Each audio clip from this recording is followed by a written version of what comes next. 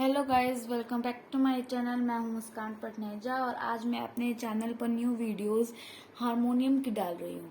Harmonium के कुछ basics मैं आपको स्टार्ट करवाऊंगी और फिर आगे हम बढ़ेंगे।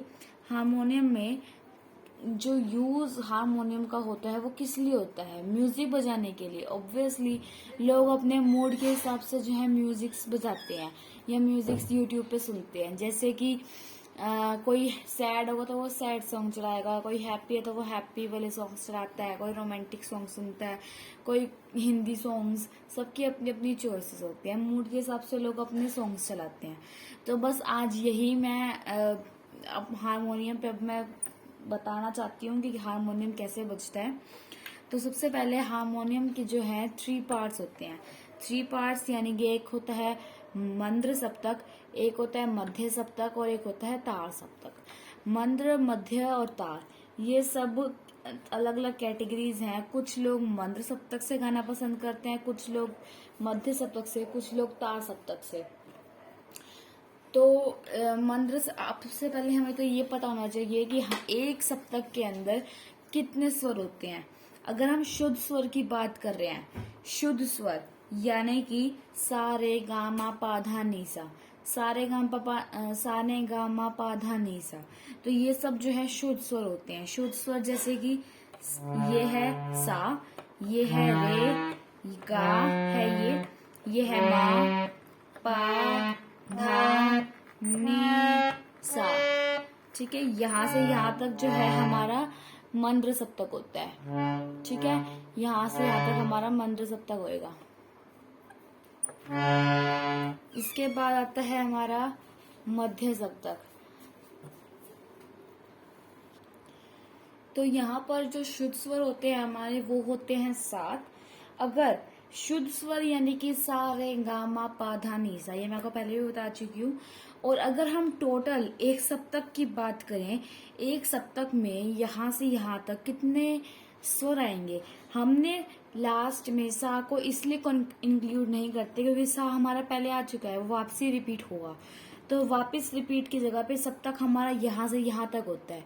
अगर हम सा को भी यूज करें, अगर हम सा को भी ले तो यहाँ तक होगा। पर हम गिनने में जब हम गिनेंगे कि एक सप्तक में कितने स्वर होते हैं तो हम यहीं तक गिनेंगे। जैसे कि 12 स्वर होते हैं, तो 1 2 3 4 5 6 7 8 9 10 11 12, यहाँ से यहाँ तक जो है वो 12 स्वर होते हैं। तो यहाँ से यहाँ तक जो है ये हमारा हुआ, ये हमारा होता है मंद्र सप्तक। अब उस मंद्र सप्तक के बाद जो है अब हमारा आएगा मध्य सप्तक। जो लोग मेनली जो लोग गाते हैं वो सब मध्य सप्तक से गाते हैं, यानी कि ना ज्यादा नीची आवाज होएगी ना ज्यादा ऊंची आवाज होएगी। और तार सप्तक में क्या होता है, ज्यादा ऊंची आवाज होती है। तो सब अब देखते हैं हम मध्य सप्तक। तो ये है सा, रे, गा, मा, पा, धा, नी और ये सा। तो ये मैंने आपको बताया कि कहाँ से क्या स्टार्ट होता है। सा सा रे गा मा पा धा नी सा, सा नी धा पा गा रे सा। यहाँ से यहाँ तक जो है हमने मध्य सप्तक को लिया। और जब हम आगे जाएंगे तो वो आगे हमारा तार सप्तक, यानी यहाँ पर हमें और भी ऊंची आवाज करनी होगी। अब जैसे जैसे हम ऊपर जाते जाएंगे, ऊपर जाते जाते हमारी जो आवाज है हमें पतली करनी होती है। ठीक है, जैसे कि अगर हम तार सप्तक की बात करते हैं तो यहाँ से स्टार्ट होगा, ये सा, रे, गा, ये मा, पा, धा, नी, सा। तो ये जो है यहाँ से यहाँ तक हमारी होगी। लास्ट तक जो है ये हमारा होता है तार सप्तक। तो मैंने आपको ये कुछ बताया है। अब ये तो बात होगी हमारे सप्तक्स की। जो हमारे सप्तक थे ये मैंने आपको बताए। आपको पता है कि शुद्ध स्वर कौन से होते हैं? शुद्ध स्वर होते हैं सा रे गा मा पा धा नी सा। पर जब हमने ये तो सा रे गा मा पा धा नी सा बजाया, पर सा रे गा मा पा धा नी सा के बीच में तो जो ये कीज आ रहे हैं ये क्या है, हमें ये भी जानना बहुत जरूरी है। तो सारे गामा पा धा नी सा के बीच बीच में जो कीज आ रही हैं, हम इसके बारे में आज थोड़ा सा डिस्कस करते हैं। तो इनको जो है हम,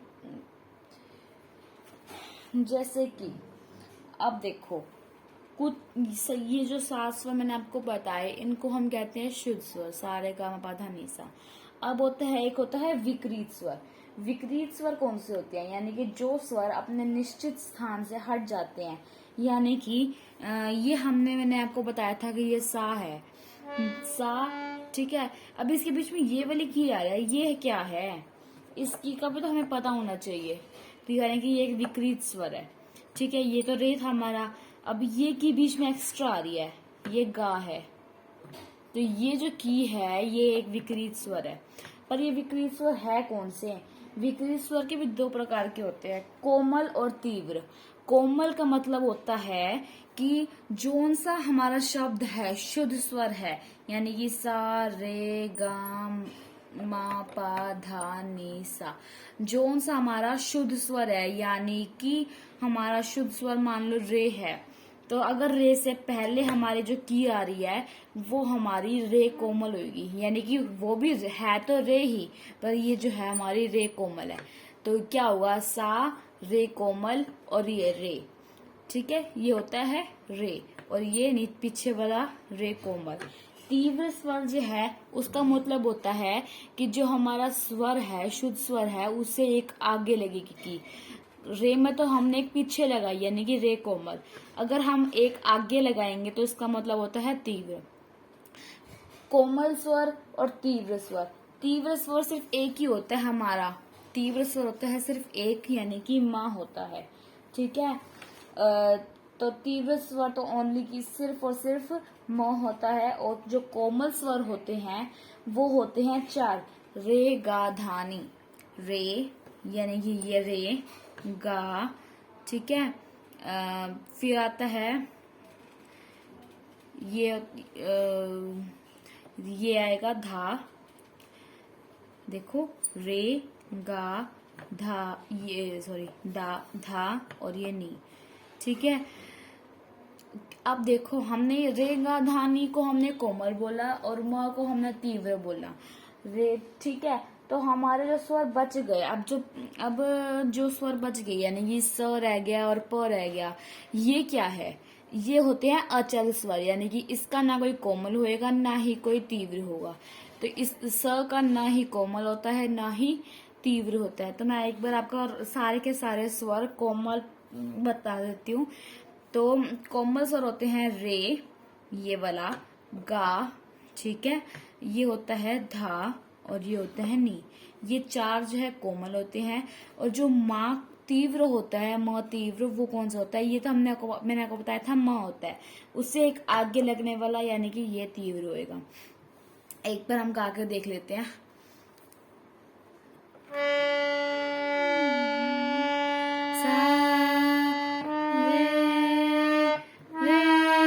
अब आप देखो इसके दोनों रे में कितना फर्क है। अब ये गा कोमल, गा, गा,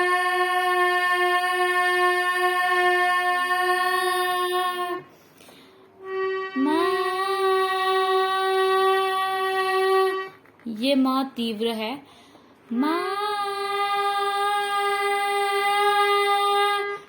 ये पा था हमारा शुद्ध पा, अब पा तो अचल होता है, इसका कोई भी न शुद्ध होगा न तीव्र होगा। तो ये हमारा क्या है? धा कोमल है।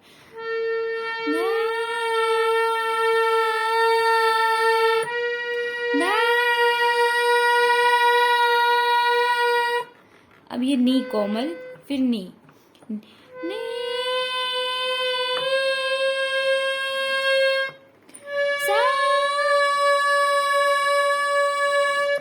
तो ये है हमारा कोमल और विकृत स्वर।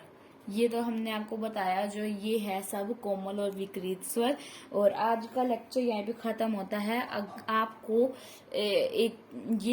अगर आप सीख रहे हैं, शुरुआत है आपकी, तो आपको एक बार ये बजाकर जरूर देखना है। जैसे कि एक चीज और, जब भी हम सारे गमा पा धा नि सा बजा रहे हों, वो बजना कैसे है, कौन सी उंगलियां कहाँ रखी जाएंगी, वो एक बार देख लेते हैं। जैसे कि हम यहाँ से मेनली यहाँ से लेकर यहाँ तक बजाते हैं, ठीक है। तो इन जिस जिस तरह से ये ब्लैक कीज हैं उन्हीं के हिसाब से चलेंगे। यहाँ पर 2 ब्लैक कीज है, यानी कि यहाँ पे पहले 2 उंगलियां आएंगी। यहाँ पे 3 ब्लैक कीज है तो 3 उंगलियां आएंगी। और यहाँ पे हम एक ही को लेते हैं तो 1 उंगली आएगी, फर्स्ट वाली। और जो नीचे व्हाइट कीज होती हैं, इन पे हमेशा हमारा अंगूठा आएगा, यानी कि हमारा थंब आएगा। देखो,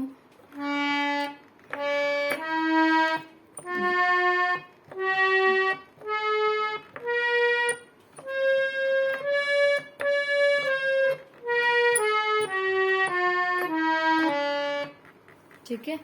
तो thank you and have a nice day.